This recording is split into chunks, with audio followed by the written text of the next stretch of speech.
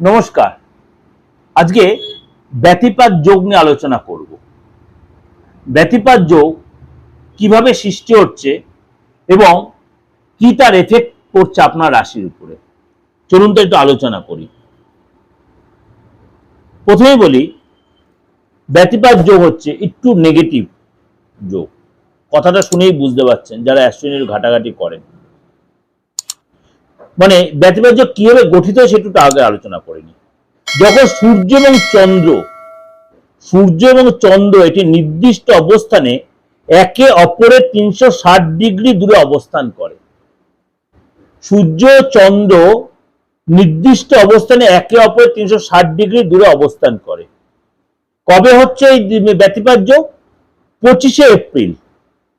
25শে April, এই বছরের 25শে April এই যোগ আপনার জীবনে কিন্তু একটা চ্যালেঞ্জিং সিচুয়েশনের পরিস্থিতি তৈরি করবে। 12 রাশির ক্ষেত্রেই কিন্তু তার প্রভাব বিস্তার করবে। সুতরাং আপনাকে কিছু কিছু ক্ষেত্রে একটু সতর্ক এবং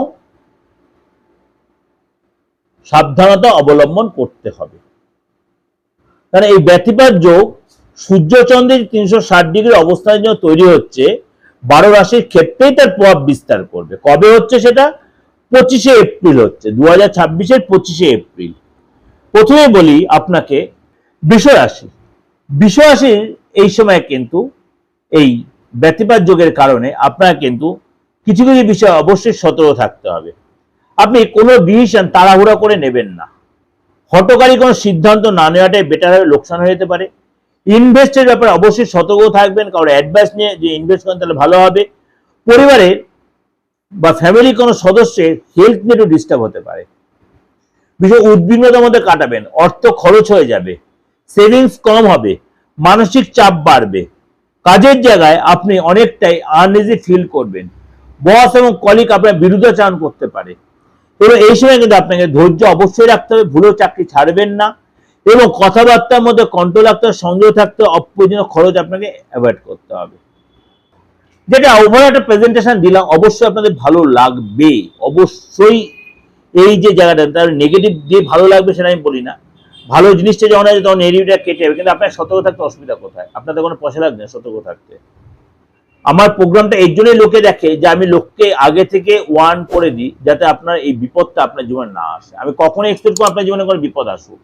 বিপদটা যেন না আসে তার জন্য আগাম বলে রাখলে আপনি অনেক বেশি ওয়াকিবল থাকবেন। তার জন্য আপনাদের কাছে একটা প্রেজেন্টেশন করা। যাই হোক, ভালো হলে অবশ্যই লাইক করবেন। যদি দেখছেন কোনো প্রবলেম ফেস করছেন, যদি মনে করছেন পার্থক্য কোনো হেল্প নেওয়ার প্রয়োজন আছে বা অ্যাস্ট্রি বা তন্ত্রমতে কোনো প্রতিকার প্রয়োজন আছে, যদি দেখেন আগে অবশ্যই তার প্রেডিকশনটা করেন যে আপনার প্রবলেমটা কি চলছে, তাহলে অবশ্যই প্রতিকার করে কিন্তু আপনি এখানে বেরিয়ে আসতে পারবেন এবং ডেভেলপ আপনি পাবেনই পাবেন। এই ব্যতিপাত যোগের প্রভাব কিন্তু আপনার জীবনে অতটা পড়বে না।